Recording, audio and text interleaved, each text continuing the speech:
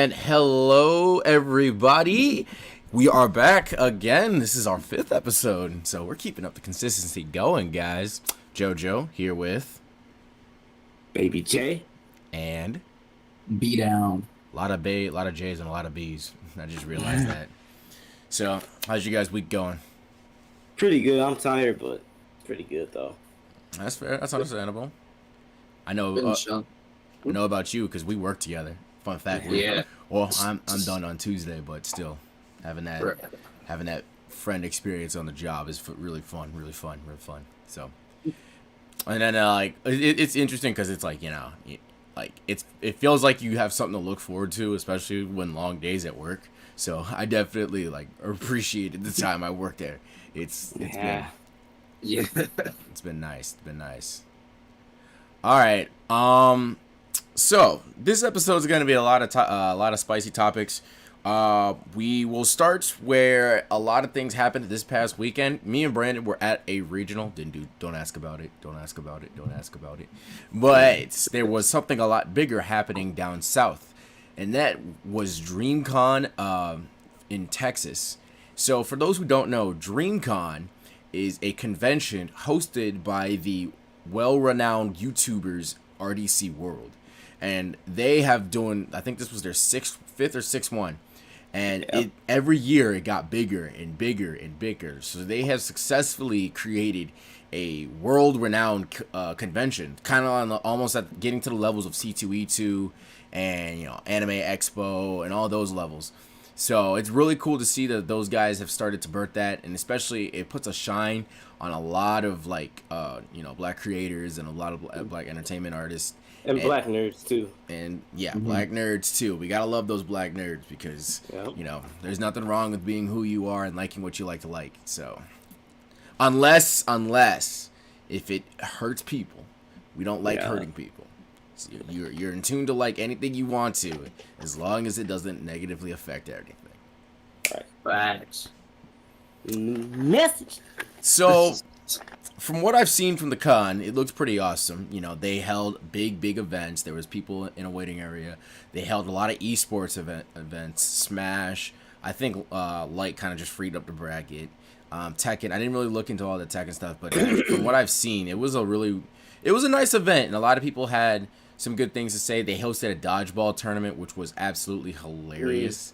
Yeah. They have dodgeball, basketball, and shit like that. Yeah, they put all the creators in an active position. So it's very interesting to see how they get the spotlight and they're in front of a lot of the fans that they choose. Yeah. It's really awesome seeing how positive that RDC World is using their platform for. It's making conventions for people, something new, something to have people to get out to. So, but everybody didn't really like the convention, as there were a couple complaints that had come forth against RDC World. There was a video of a girl, and she was complaining about the organization of the events and was really not liking how the event, the entire thing was structured. She even went as far as to cancel RDC World for it. And try to. And honestly, if you think about it, there's always something that I don't like about events. Where I've gone to, there's always a negative. And even the best events I've went to, there's one event that I've went to that I don't think I've ever had a bad thing about it. And that was recently. We went to ASIN, and ASIN was about as 10 as a 10 as you can get. Yeah, I know, there wasn't really anything bad. So it's really interesting because now we have an event that's supposed to be super awesome and a lot of people, but then this video got a lot of traction because you're saying cancel RDC, and she was saying the badge pickup was bad. She's saying that it was really disorganized, that they didn't let people into and get their the stuff for the convention. They would let people into certain exhibits of the convention, but not in certain others. She said it was just really disorganized. And I want to get you guys' opinion. Do you guys think that's enough to just cancel somebody because of an event? No. Nah. Hell no. Because people have to understand, too, the DreamCon, how many years have it done? 3 or 4? I mean, yeah, it's obviously going to be a little disorganized, but it's probably going to get better over time. You just have to give that. You have to give it time. And if anything, I would have thought that, like, just hearing from that, like, routes, if you didn't have and she tried to cancel RDC World, I would have just thought, hey, those are just some criticisms from this year, and then they just use that to, like, approve upon it. But if she's trying to cancel them, nah, that ain't cancelable at all. Yeah, and then I totally agree with you guys. So we've seen, like, they're only 4 or 5 years into it, and it's a really big thing to host that kind of convention. There's a lot of stuff that goes into it, you know. There's, like, you know, workers, vendors, you know, venue space, being able to what's it called? Being able to take down, construct the event, being able to have everything you need, make sure everything goes planned smoothly, make sure that you know, technology production is really well done. And from what I've seen, the videos from RDC, it looks like the production was really good. Like, you know, there's a lot of HD high quality photo video in all your events. It looked like everything it was really filmed. It really looked like you were in like a convention, and I wish I could have been there to see it. Definitely a mission and a half to get there. Oh, we're doing that. That is a next year thing. Nah, we're doing that next year. That is a next year. Yeah, let's go. That is a next year star on the map. But yeah, this is not cancelable because, you know, just because you don't like the way something is ran, or maybe it probably had been a bad experience, that doesn't mean we have to cancel these guys, cancel this. No, like, if you want to cancel somebody if they do something that is like heinous, not because of something that was just, you know, a little bit negative. Right. So, and I didn't. Go ahead. Yeah. Go ahead. All right, like, you know, and there was also, like, there was another video counteracted that really reiterated. It was a dude. I didn't really pay attention to the names on the TikTok, but I just remember what the dude said. He was, yes, it was really disorganized. It didn't have a lot of, like, direction to where you wanted to go in the venue. So you were just in this giant space, and you had to figure out where to go, and you had to figure out what to do in order to get to the events. The app was crashing, and he said that the things that he went back and then said, you know, there's a lot of things that they could do better, like hiring a lot more staff, being present more towards the community, because it felt like, you know, in the girl's video, she wanted to do a meet and greet with RDC World, but the thing is, it's not a meet and greet. They just host the event. You're just there to view the con. You know what I'm saying? Right. And there's a lot that goes into that because, you know, when they're hosting something, they obviously, you know, they'll probably have a panel for themselves, but you gotta understand, it's just not about meeting RDC World. It's about having a convention. And that is something that a lot of people don't realize once, especially when if it's like a YouTuber influencer ran event. It's it definitely can they can get misconstrued. That people will definitely be like, oh, it's RDC, I want to see RDC, and they'll make it all, and they'll never get the chance to see him. And I you know, they got a lot of people, they got 1 million people who know who they are. So don't be upset because you didn't get to see them. They probably themselves. They're probably busy. Yeah, they have probably a lot of things that they're running behind the scenes. So honestly, a convention for an enjoyment is a two-way street. You know, they want to have the convention, you want to be there to enjoy the experience. And then people got to understand they're human beings too. I understand, like, they have like a huge following, but like they struggle the same way we struggle. Right, they struggle. You know, they're definitely there to make sure everything goes smoothly. At the end of the day, still, it's business for them. Being able to do that is a really big business opportunity, and then giving back to that community is what, you know. It's like almost like, you know, business, but then also it's a thank you because without you guys, you know, you make us who we are. And the fact that it's getting bigger and bigger too was like even more baffling and just amazing. I agree. One thing I do wish that I have never been, but I definitely wish they would. So from the last time, I wanted to go one time, and I tried to get tickets and did not get a ticket because, like, they were sold out like that. And we gotta get it right. You gotta get it right then, and I know why, because, you know, RDC, they're big as hell. There's millions of people. But I don't know if it's possible because since you know you had 23,000 people, and I didn't really see what they were doing. Like, you know, I have probably cleaner ways to get tickets. Probably go for like Ticketmaster. From what I've heard, you could sell up on there. But you know, I feel like sometimes, like especially for the VIP tickets, they go really fast. Definitely having different drops because people farm the fuck out of that. You know, they camp out waiting like midnight release on type shit, and they get that. They get it. You know, C2E2, in ASIN, there's a lot of people that go to that convention. But, you know, Dreamcon would be the most one to sell out because, you know, how... The RDC World one. Yeah, because how influential RDC World is in our generation. Yeah. Because if you think about it, without RDC World, you know, there's like the whole... It doesn't really come full swing with like this new trend. They were a really big point of like making anime a trend because of the skits they were doing with their and their personalities too. So you got to give them the credit where credit's due with that. So, but what do you guys think? You guys looking like you guys want to go to? You guys think Dreamcon? Yeah, let's do that. I need the fuck up, please. Yeah, we're going. We going. We are going. Hey, the goal is to go as go as a regular community member, and then one day be a guest panelist. That's a goal. That's a goal. That's a goal in the future. You know, set your goals right. Hey, JSA versus RDC World 1 in that dodgeball. Oh hell no! That would be headlines. We got to get ourselves up there. I'm about to be a meat shield. That's the case. Yeah, we got to get you guys ready. I know definitely would be a crew battle for Smash. That would be definitely. Hey, remember though. Crazy. Remember though, if you could dodge a wrench, you could dodge a ball. Yep. You can definitely do that. And we're young. They're getting young. So. Yeah, we're young. I don't know if I could be bopping and weaving though. Oh yeah. Nah, bro, you be moving on those rhythm games though. Oh yeah.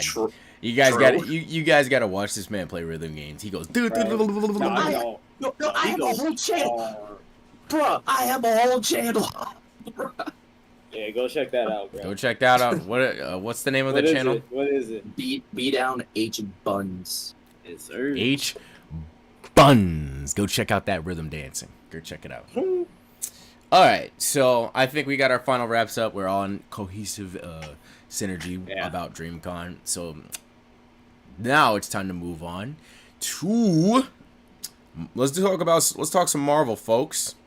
And in particular, let's talk about this Loki trailer that just dropped. I literally just watched it because I'm behind on media. I'm kind of in my old world, but I had to come back to reality. What do you guys think? It's gonna be heat because I already liked season 1. I think season 1 of Loki, that was the best Marvel Disney Plus show. The rest is mid. That's just like top tier Marvel TV shows. I'm definitely looking forward to it. Brandon, are you familiar? Not really, but I did see the trailer around the same time as you did, like just now.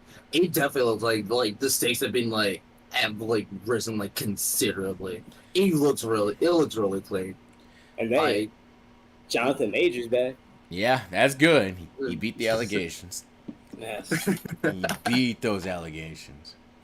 But yeah, so I think Loki was the best Disney Marvel TV show that came out of that bunch. You know, it definitely was a step in, like, being able to try and go to TV shows after being so popular with the movies is definitely a weird step to take, but they found their footing with Loki. And I really am excited because it seems Loki definitely like had the weirdest plot out of all of them because it was so like out and bizarre. You know, the others just kind of felt like superhero shows, and which it really is, like regular superhero shows, you know. This like just kind of felt like, you know, something completely different, you know. It felt like a fantasy, and I mean, well, it is, but it felt just like everything, like. And then there was just a lot of high stakes in it too, especially like the whole multiverse thing. That's kind of what kind of started everything. Yeah. With like the multiverse saga. Yeah. For those who don't know, spoiler alert, it is because of Loki as to why the MCU is heading in a direction. Sylvie, to be exact. Now, I was referencing the show, but okay. It is because of Sylvie that the show is going in this direction. And you would think, I was thinking in that last episode where they're talking to him, and I'm just like, okay, how are they gonna wrap this up? Where's the climactic battle? And it's just a super hard cliffhanger, just like Spider-Verse.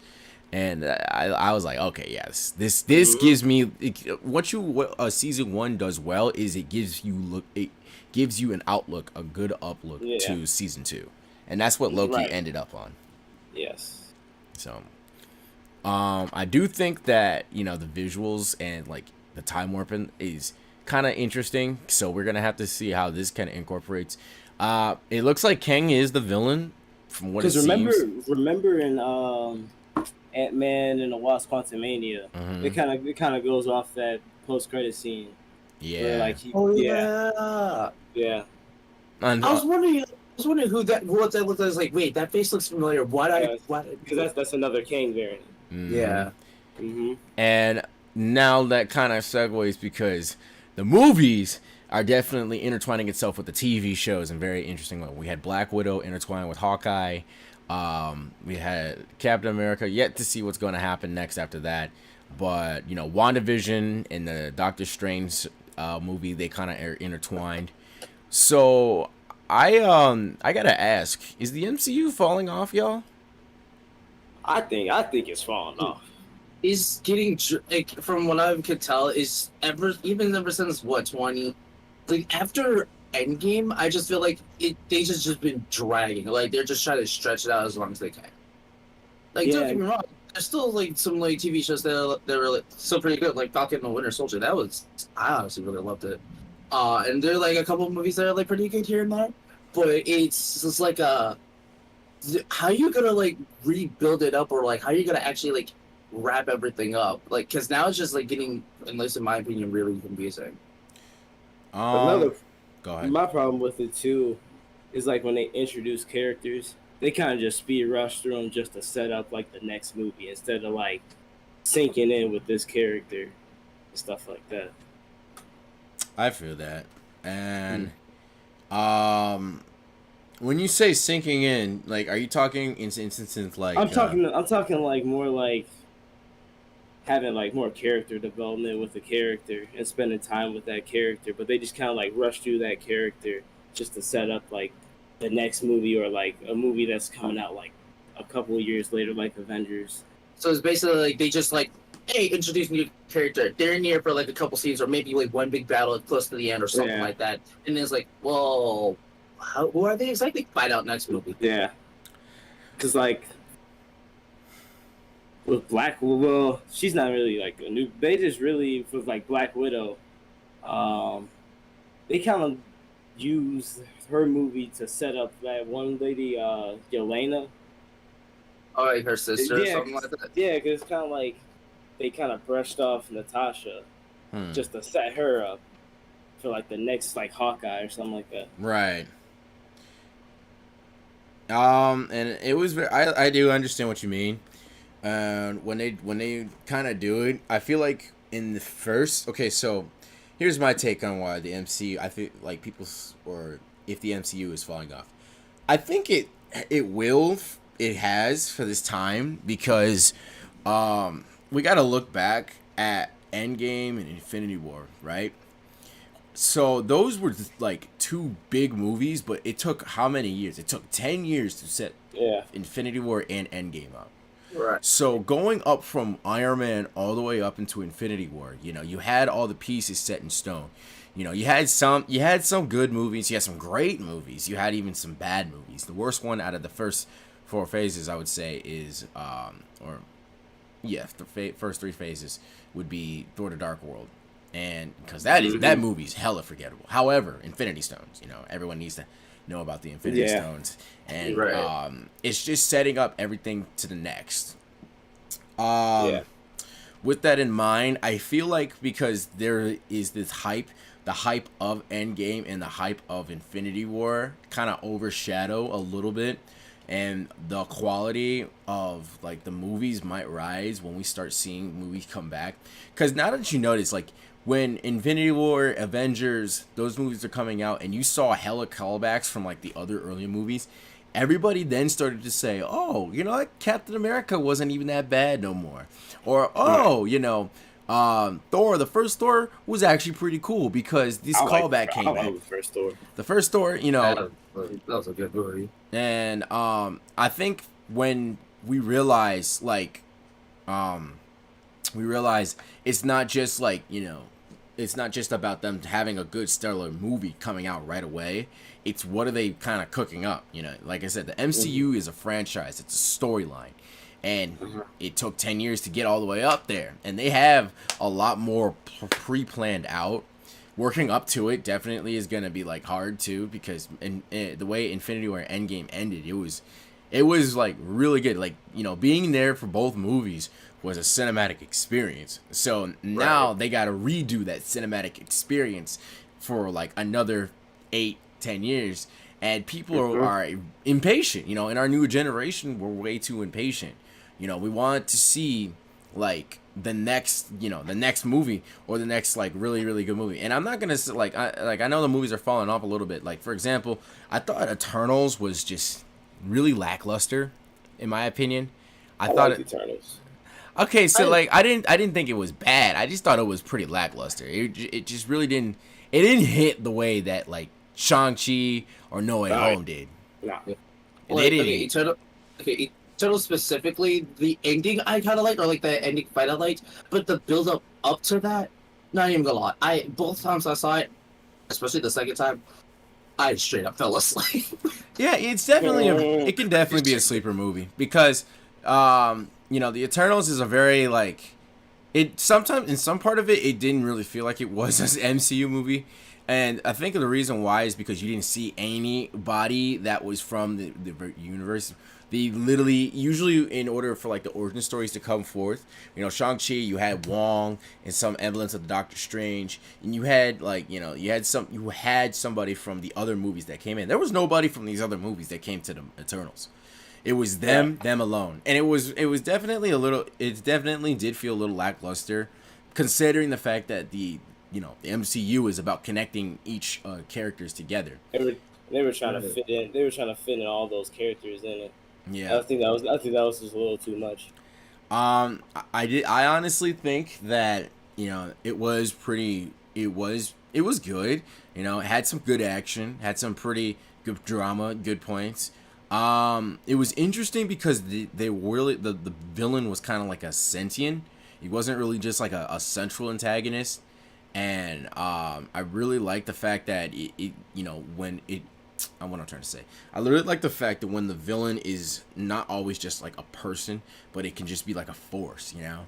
Yeah. And if it's a force done right, you know, it could be done really well. But I feel like there was a lot more parts that needed to be added in order to that, because, you know, we knew of this, you know, world-shattering threat, but it just kind of didn't feel like it in the end. Mm-hmm. So, I think we're going to say, so the best movies that have come out of this new phase, I don't even know if this is like hands down. No Way Home, Guardians of the Galaxy, Volume 3, Shang-Chi, and then I'll put forth Wakanda Forever was good. I liked Wakanda Forever. Yeah, that was good. So, hear me out. Black Panther Wakanda Forever is a good movie because they made a well-made film, but it's probably, think about this, it's one of the hardest films to make. Yeah. Why? Because you know, rest in peace Chadwick Boseman, but, you know, how are you gonna fill in that void of having him being what he was, you know, having him be the main character? And they definitely had to scrap everything that they probably already had planned for it and definitely work towards, you know, making this better, or as the best it could be. They knew it wasn't going to be they probably knew it wasn't going to be as better than the original Black Panther. They probably knew, but definitely I thought it was a well-made film. It had a lot of good storytelling. There was a lot of emotion. You know, it was a sad film because, you know, it is a tribute to Chadwick Boseman, but it is an incredibly hard film to make. And, you know, easily. They made it work. Sure, I think that's what makes it a good film, and also the ending, the messages that is there. I do like the battle scenes. Namor was cool. You can't lie. That boy Namor. Nah, Namor was probably the best part of that movie. He was the best part. Black Panther's got the best villains. You know, Killmonger and then Namor having two banger villains back to back. Amazing. Yeah. We haven't really got to talk about Guardians yet, so let's go into that. Guardians of the Galaxy, that is my top. That's like my second favorite MCU movie. You haven't seen it, Cosby, have you? I've only seen I really haven't been paying attention. I really haven't been keeping up. No. All right. Well, I guess this is gonna be a me and Jalen dominated conversation, but it's okay. Yeah, so that's why I'm like. So I'll let you go in because this movie, Guardians of the Galaxy, it was a great movie, and I'll let you say what you say. You know, I'll go. The reason why I really like that movie, they did Rocket Raccoon justice. I love his backstory, and then I like the villain too, and I like how they just made him just a straight villain, not just like that justifiable villain. You know, maybe he has a point. I just like that straight, just like evil, like hateable villain. Yeah, and he was intimidating. His mannerism, his he has the feel like a mad scientist, and I ain't gonna lie, he could easily play Kang too. Oh yeah, I think so too. He had that kind of energy with him. Jonathan Majors though is gonna see that role. But I think what makes that film so like unique and different, I think it is the tone that this film sets differently from the first two. So Guardians of the Galaxy 3, there's Rocket was having almost like damn near dying like minutes into the movie. And now it's like a lot different of a film because usually it's them traveling, and it was in the first two, it was them coming together, stopping the threat, traveling, and the second movie was about, I forgot the name, the Ego.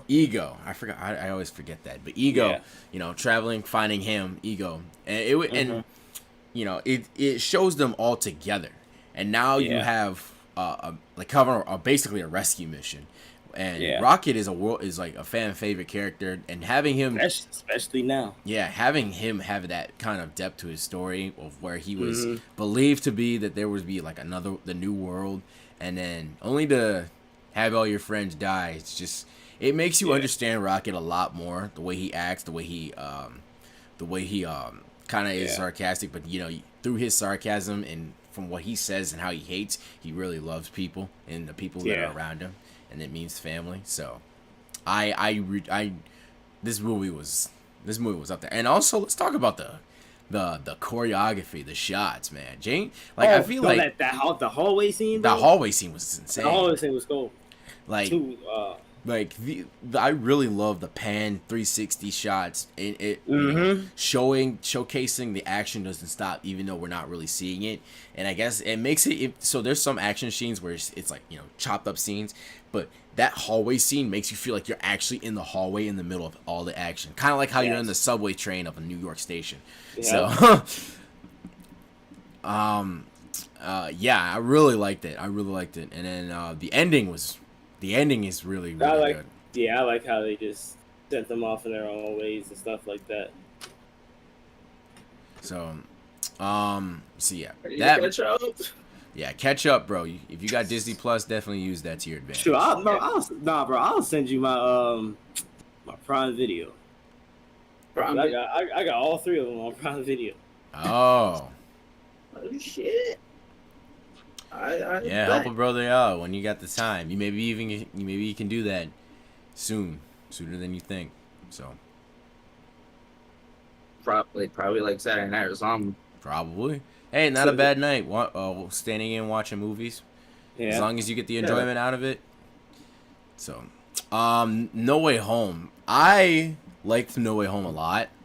I'm gonna be a little controversial. So, we were thinking that No Way Home was a 10 out of 10, but I think when I went back and watched it again, it was like more like a 9.2 out of 10. That's what I was thinking too. And I would say, and everyone's like, why did the 0.2? The beginning doesn't, if you watch the beginning and the end, it's like, it feels like two separate movies. And there were some parts that didn't make sense, a whole lot of sense. Like, I don't really think Doctor Strange would get bested by Spider-Man in the way he did. Yes. It was kind of stupid. Yeah, they made him look like a doofus. And also, what's it called? I mean, and also, like, the beginning does start off from how, if realistically speaking, we were talking about how it happened in the comics where Peter Parker got his identity revealed, someone immediately died. And his Aunt May immediately died. Hence what happened later in the movie, but, you know, right. like, it was almost immediate. But, you know, the beginning of the movie was really, really, really sluggish at times. And then once we got into, like, you know, seeing the cameos of all the old school Spider-Man villains come back, and it was really cool. And one of my all-time favorite scenes now in fiction is when Peter has his spider sense going crazy. And you think, you know, the camera's focusing on Electro, and then bam, he shoots the web towards Green Goblin, realizing the real threat in the room. That scene was cold as shit. That scene was amazing. Now that apartment scene was cool. Bro, when he was like, oh my God. Yeah, and I liked how he started laughing, bro. Dude, the fact that, you know, body slam him? Dude, the fact that Willem Dafoe came back, said, "Here, let me take another chapter of what I did back in 2002." And he actually did a really good job, honestly. He did better than he did in the original film. Original movie, yes. Right. Like, that's fucking insane. And in comics, you know, Green Goblin is actually, you know, Spider-Man's most arch nemesis. If you ever notice something, you know, in Spider-Man comics or in Spider-Man, a lot of other Spider-Man media, whenever Spider-Man battles Green Goblin, you just see the intense seriousness he has when it comes to him. You know, Spider-Man's a hero of quips, so he talks a lot. He talks a lot of shit sometimes. He acts, although he's like in a tense situation, you know, it's serious.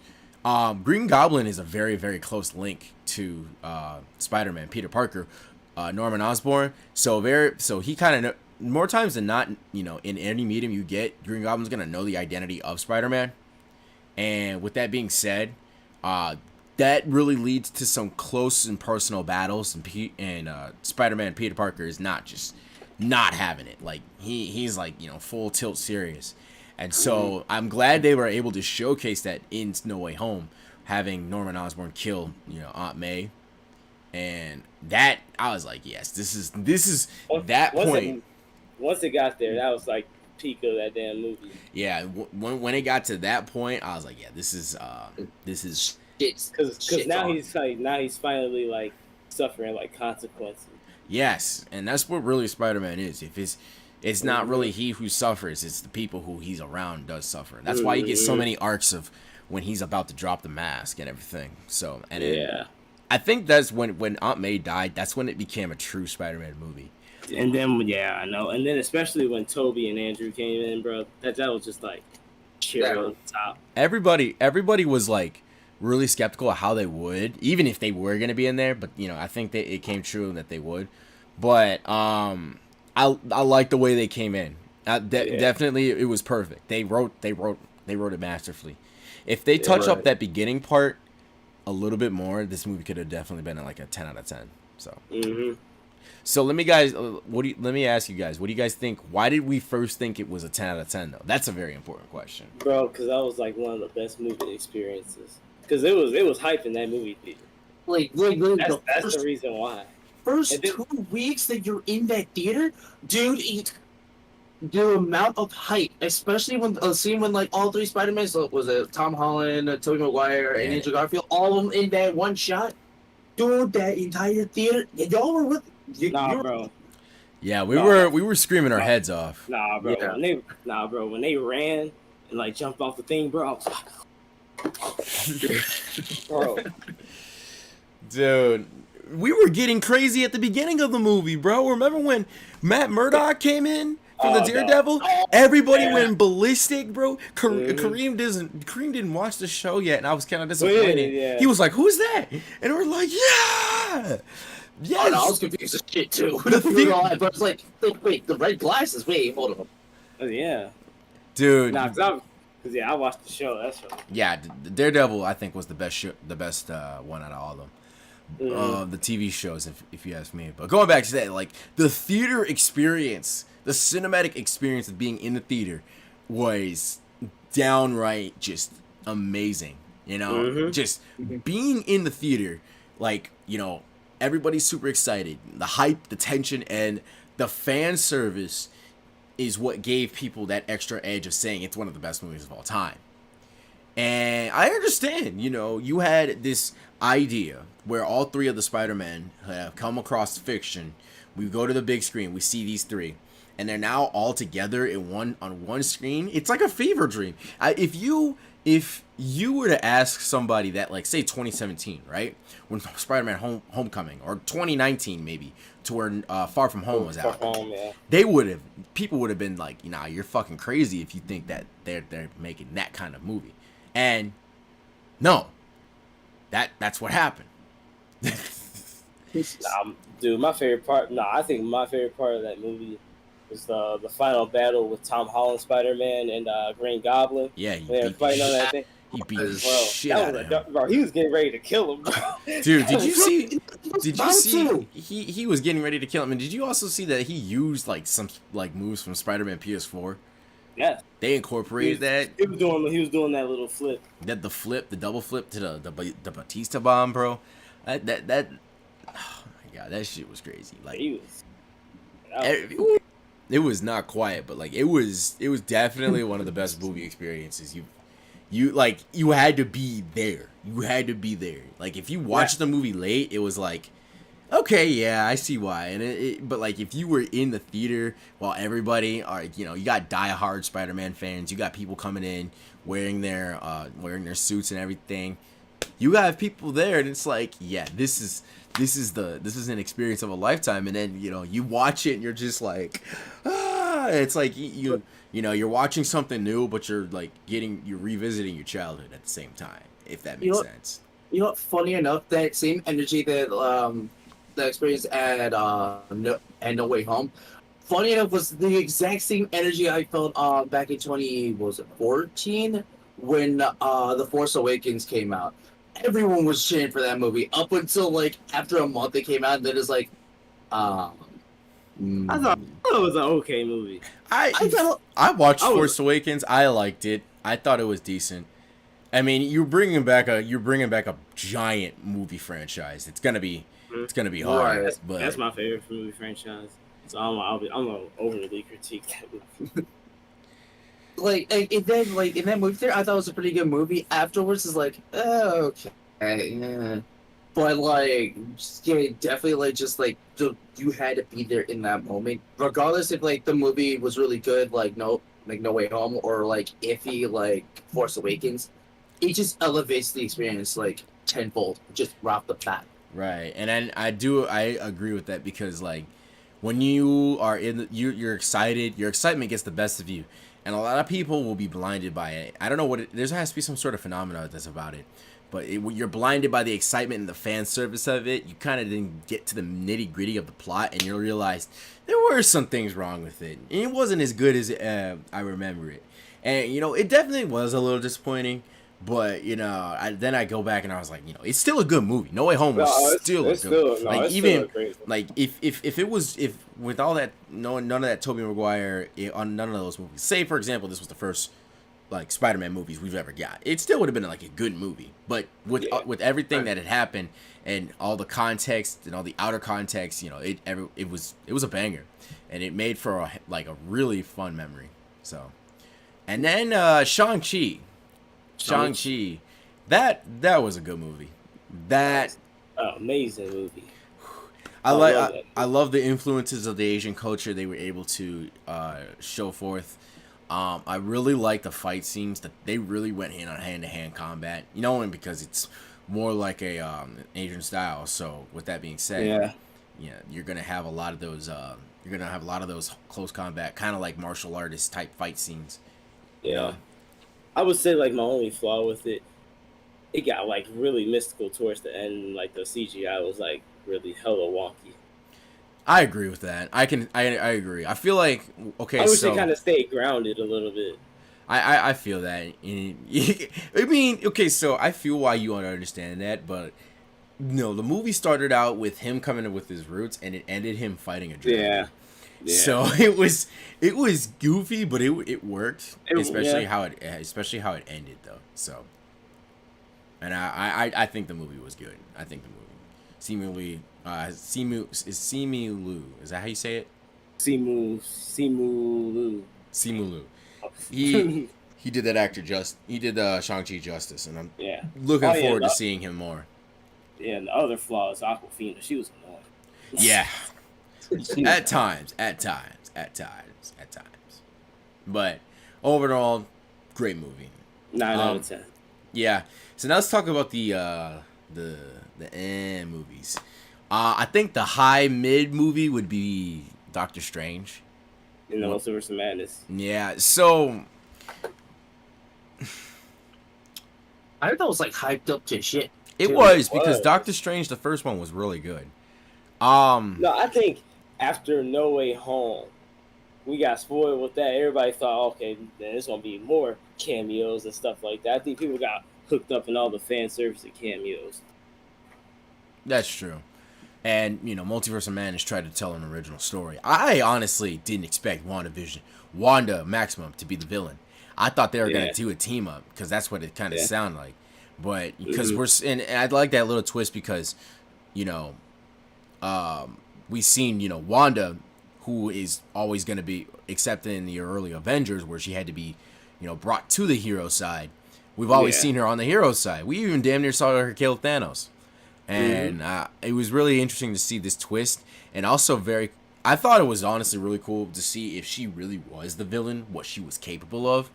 And, like, I'm going to be honest with you, she fucked shit up. Like, she did. She's like the Terminator. She killed all those sorcerers.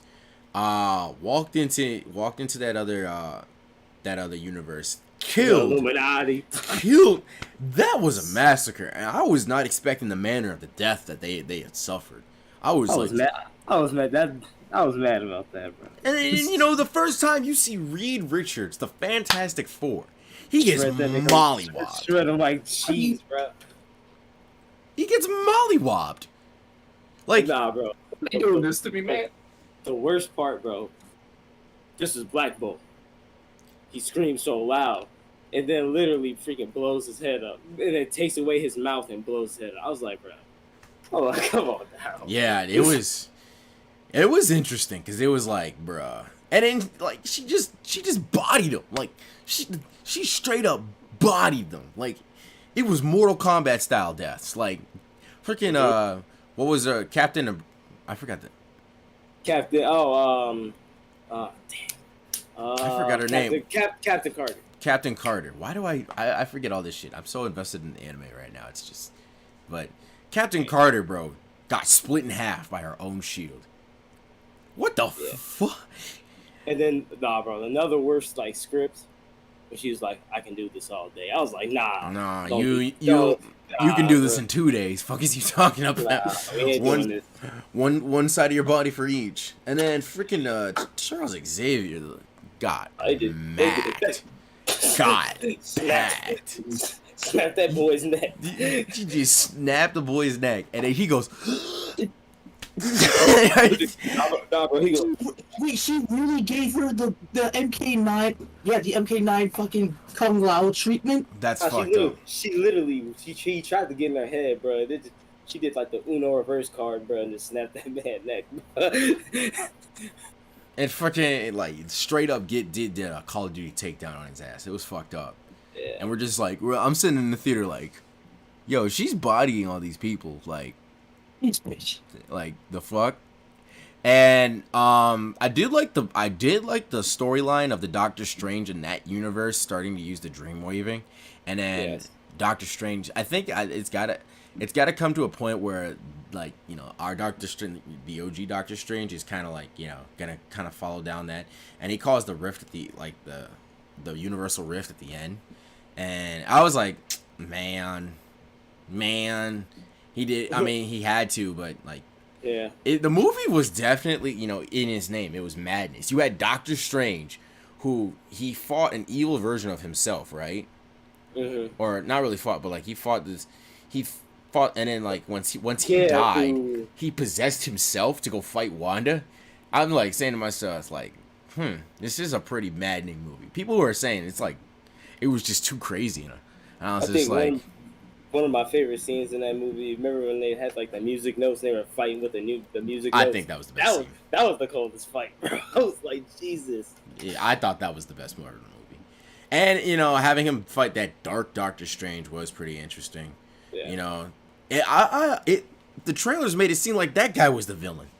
No, that's what I thought it was gonna be. Yeah. Or it was gonna be like Nightmare or something like that. Yeah, or Mephisto or some shit. Mephisto, yeah. So that's why it threw me for the loop when Wanda was the villain. I was like, oh, she's the threat. And I was like, wait a minute. That's fucked up, because she's like a planet buster. Yes. So, that was fucked up. And she definitely had her forces on that movie. Like, she was killing people. And my biggest problem, I guess, I would say this movie kind of defeats the arc she went on in WandaVision. Though she does get a hold of the Darkhold, it's just like, okay, you realize your mistake. Now why make another bad mistake? And then now it's like, is Wanda even redeemable now? There's so many questions out of Multiverse of Madness that I think was like not answered. And I think honestly, like I wish it was better answered, but like it just was like too many things that weren't like tied up in the end. And then American Chavez, I felt she was just there to just be there for like Wanda to just chase after something. She was kind of a plot device, really. She really was. She was the plot device. Yeah. I thought the worst part of the movie, I think, was the ending was to kick her ass. Dude, bro. I'm like, she is not boxing Wanda, bro. And then kicking her ass was just showing her family. It's just like, it's just like, I get what you're trying to do, but like, bruh. Yeah, Doctor Strange was mid as fuck. And then Thor: Love and Thunder. I thought that was trash. I thought that was the worst movie I've ever watched in my damn life. Wait, was that the most recent Thor movie that came out? Thor: Love and Thunder? Yeah. Or was that the one beforehand? It was. I think it was. No. It was after. Doctor Strange. It was after Doctor Strange. I have a lot of questions on this movie. Like. Wasted potential. Wasted potential like a motherfucker. That's what it was. Because the MCU want to always do jokes. That was the problem with that movie. Yeah, it was for the context of the movie. You got a dude that's about to kill some kids, and we're having Gord the God Butcher. Gord the God Butcher is about to kill some kids, and your ass is making jokes like the way he was. And the thing, like, Christian Bale carried the fuck out of that with his performance as Gord the God Butcher. It's just sad that he was in a trash movie. The villain, he was intimidating as fuck. Yes. He was intimidating. Like, he straight up was just like, in the shadows. And then I think the scenes of him on his planet were really cool.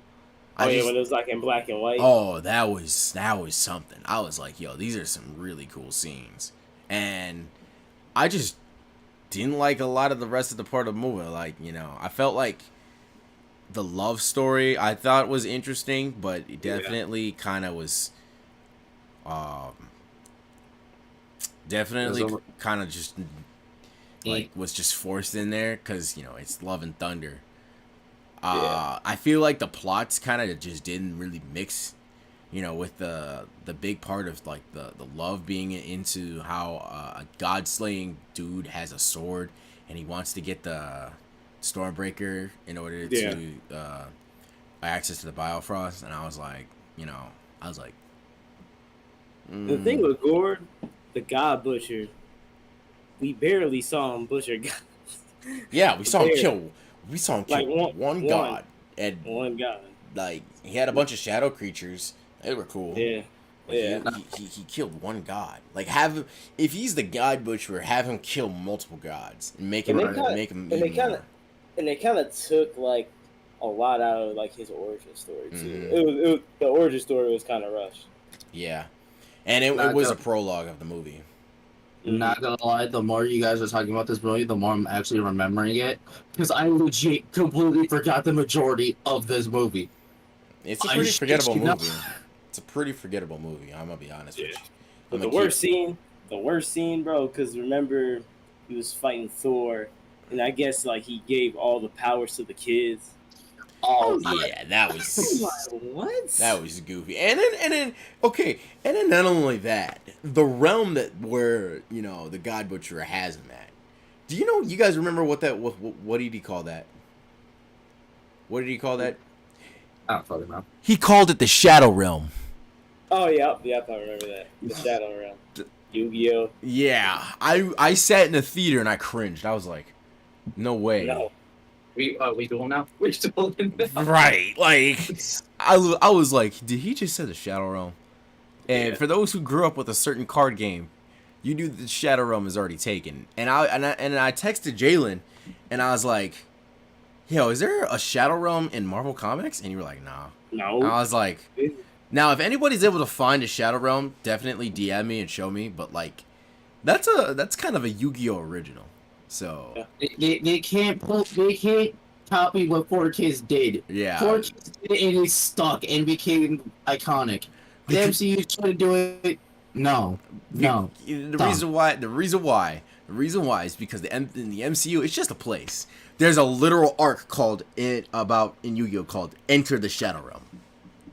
It's literally about the entire Shadow Realm, even though it's for kids. But I just that movie was just. Yeah, I'm never watching it again. Yeah, that is definitely one for the memory banks to erase. Is there anyone that I'm missing though? Black Widow. I thought Black Widow was kind of mid.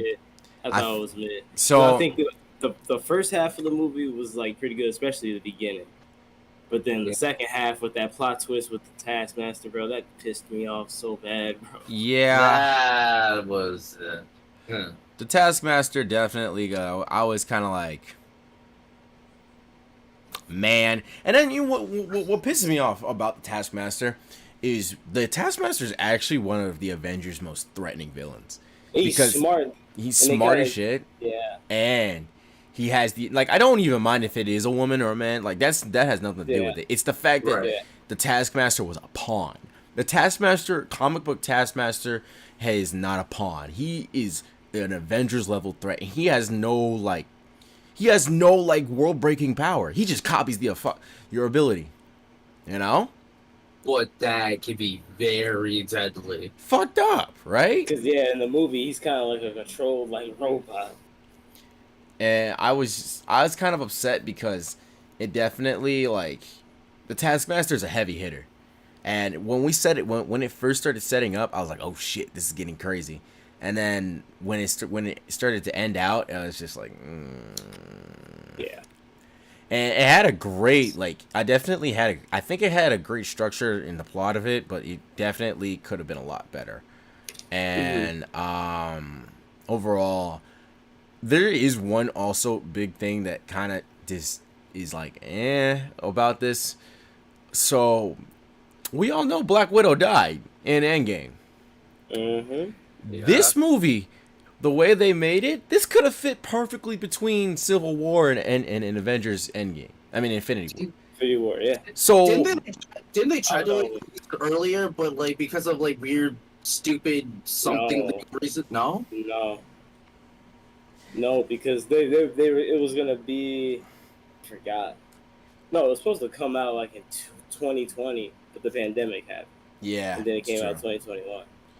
It's true, but I think honestly, it could have been. It could if for its story. I watched it and I was just like, this movie could have been a lot earlier. I mean, it would have been just as fine between Civil War. But like I said, they were just using that movie to set up Yelena. And that's what's crazy. She became a freaking antagonist firsthand in Hawkeye. It was just to set up a TV show. Mm-hmm. So, yeah. Hey, Scarlett Johansson, go crazy though.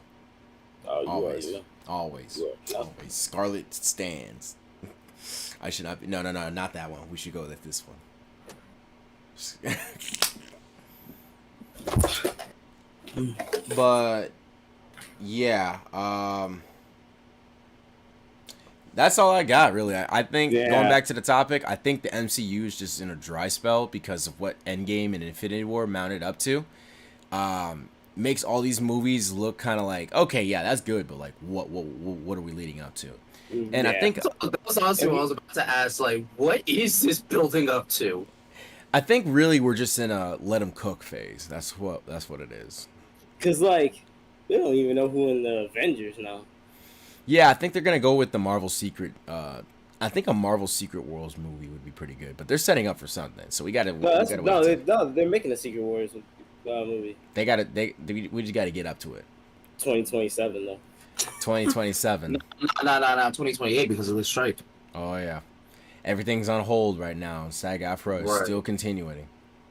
Hopefully they get what their negotiations want them to. Rightfully so. And on to the future, huh? And speaking of the future, this is actually a perfect way to go. A big future gaming series that we all know and love has just been confirmed for another game. So recently, my man Masahiko Sakurai, in an interview, was asked, okay, what is Smash going to be like without you? And he said, I can't really see Smash without me. So, in the near future, there's going to be another Smash game. So, he just teased Smash 6. What does that mean? So, Smash Bros, I would say has to be Nintendo's highest selling franchise, simply because the fighters, it's like one giant commercial for all the other like games that make, Nintendo and third party. Easily. And, it's everything you can imagine in a video game. You got iconic video game characters duking it out all the way.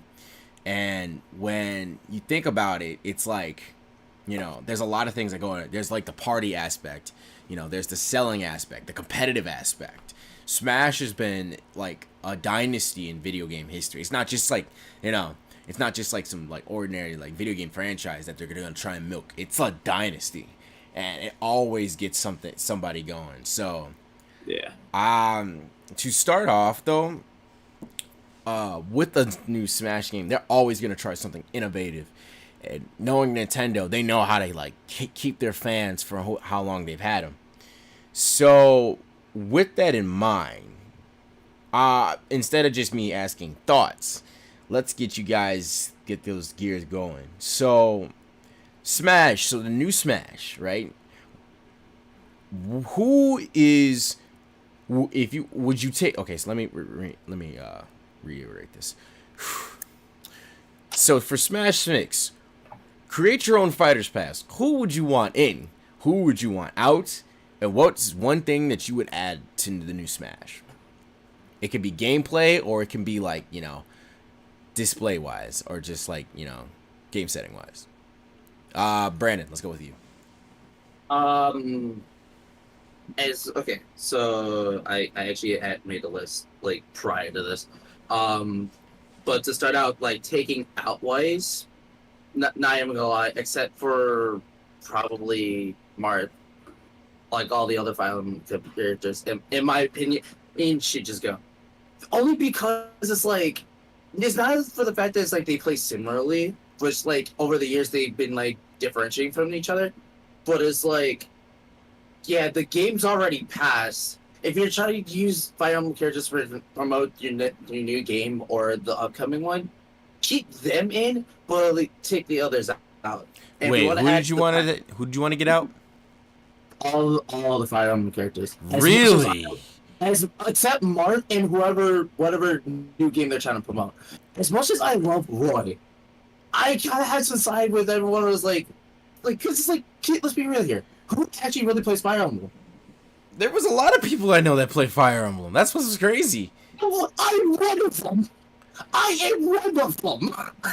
And that is insane. Okay. Hold on. Like, because, all right, I get what you're saying, because there's so many Fire Emblem characters. We got Marth, Roy, Lucina, Ike, Corrin, Robin, Byleth. Am I missing anybody? Chrom. That is 9 characters. Not 8 characters. And I understand. I love them as fighters, but in terms of like what Smash is supposed to represent, at least a good half of them I think should go. Because I think realistically he's not nearly as big as like Mario or Zelda. And like Mario already has a shit ton of characters. If anything, I probably want more Pokemon in there. If That's anything. Fair.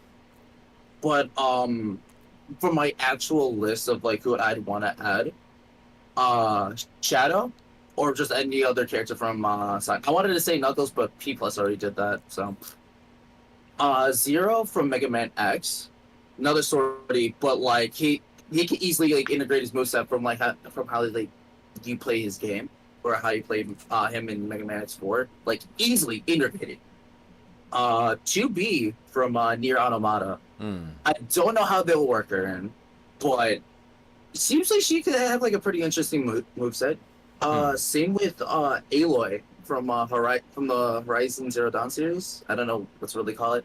She'd be zoner as fuck though, because she mostly works with bows and like other ranged weapons, but she does have a spear to like get close quarters. And for my last fighter, just for the first actual like indie representation, Hades from Hades. Okay, I see. Kind of wild that you just said all the Fire Emblem characters, but I know like at least 75% of like Smash Bros players like main a lot of the Fire Emblem characters, since because there's so many of them. But just like I'm gonna need to tell myself this too is like if that happens, cry about it. Damn, hear about it. If Fire Emblem characters get removed, cry about it. Jalen, what you got? So I don't know. I don't have anybody I would like remove, but I would add. I've been saying this for like a couple of years. Dante, get Dante on there easily. Yes, and then since they already have 2 Street Fighter characters, I would add Zangief. I think he would be really good in it. Or Blanca. That'd be interesting. They're pretty different. So it's like, yeah. I mean, you already have the Street Fighter people in there. I would just add some more. Right. And then this one is kind of like to add an anime character to it, like Luffy. Yeah. You would add Luffy. Yeah, I'm adding Luffy. One Piece out here. Let's go. It's Luffy and Smash. In actual Smash Bros. Universe, bro. Yes. In what universe? That'd be incredible. Yes. And would there, by the way, but with this, you can answer this too. Would there be anything you'd add to the game as well, like a new mechanic or like a new setting or something? Like so, I would add like a setting where like it's not necessarily you can fall off stage. It's just like a neutral like battle. So like a 2D fighting stage? Yeah, they already have that in some of the stages. They so you don't fall off. So it's a platform fighter at heart, but the Kingdom Fighter stage does that. Okay. So, what about you, Brandon? Is there anything else you would add? Other than rollback netcode to make online actually playable. Yeah. I just didn't want to speak everyone's mind. Right. Not okay. I do want to say wave dashing, but it's like that's the easy cop out. I honestly don't know. I have to think about this more because it's like some of the things that I kind of am thinking. Rivals already did it. Plus, it's like, wait, no, actually, kinda. Whereas, like, you know how in Smash 4, whereas like they did have like for fun and for glory. Yeah. But it's like, but for glory specifically, you like actually do like the ultimate way and like do preferred rules, but there's a lot more customization. So and also, okay. And also an actual the training mod pack, but in actual training mode, just like to keep up with the rest of the FGC. Yeah, and I see what you mean. You know, Smash has one day got to acknowledge the fact that it's one of the higher hitting FGC games, even though it is a party game, even though some of the FGC doesn't even consider us. But they got to come to a point and realize there's a lot of people that play this game. Smash Ultimate was the highest selling fighting game of all time. Right.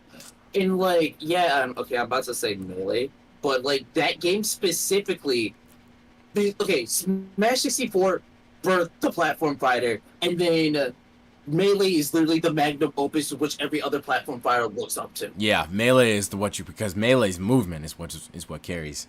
That's right. That's why. Sorry, my thing. Go ahead. And then ultimate is just like quite literally the big, literally like the big package. Like just like if you think of Smash, you're looking at ultimate. Yeah, ultimate is definitely the Smash, like what you like kind of look for into a game. I guess I'll go. So for Fighters Pass, I would give Beautiful Joe. I played Beautiful Joe growing up. Love that game. That game is a banger. If those who don't know, it's like a really nice side scroller and beat 'em up superhero game. The guy Beautiful Joe looks like Captain Falcon, so that's already a plus. But he has his own time slowing power, so it would be very interesting to see how that intricate to his moveset. He definitely would be kind of busted, but he's in the game. He's in the game, baby. We move. Dante, Jalen kind of already took that answer. I'm going to get a little based here. I think the Toads need to be in. And when I say the Toads, I need Toad, Toadette, and Captain Toad. I don't even care if they're like Echo Fighters, but I think they need to get out of Peach's neutral special and become their own character. If they're their own Mario Kart character, hell, they could be their own Smash Bros. Character. Fuck is you talking about? Chun-Li, I think behind Ryu and Ken, nice. Chun-Li is like the third most recognizable Street Fighter character, if you ask me. Or Guile. Or Guile. I would say it's either a tie between Chun-Li or Guile for like most popular. And if they had to go down the Street Fighter wire, I think it's either Guile or Chun-Li that's getting in. And last but not least, Shadow the Hedgehog, because we love a good opposite of Sonic. I think he could take a lot of moves from Sonic, but then add a couple chaos control movement. I think like he wouldn't do spring for up special. He may like, I don't know. Probably has to do a teleport. Yeah, teleport for up special. Probably down special would be chaos control, but he would definitely be Sonic and Shulk mixed together. So that'd be fucked up. Right. That. Oh god, I can only imagine how they'll do chaos control. Yeah, that's gonna be. Because if it's like Bayo's Witch Time, not exactly like a counter, but just the fact that like everything all around you slows down for a couple seconds, that's easily. Yep, bannable. One thing that I would add. So everybody has the gameplay aspect. I would say, make the frame input a lot cleaner. 7-frame input buffer can suck sometimes, and I think people realize like when it comes to it, Smash can be a really movement level game because a platform fighter heavy emphasizes the movement.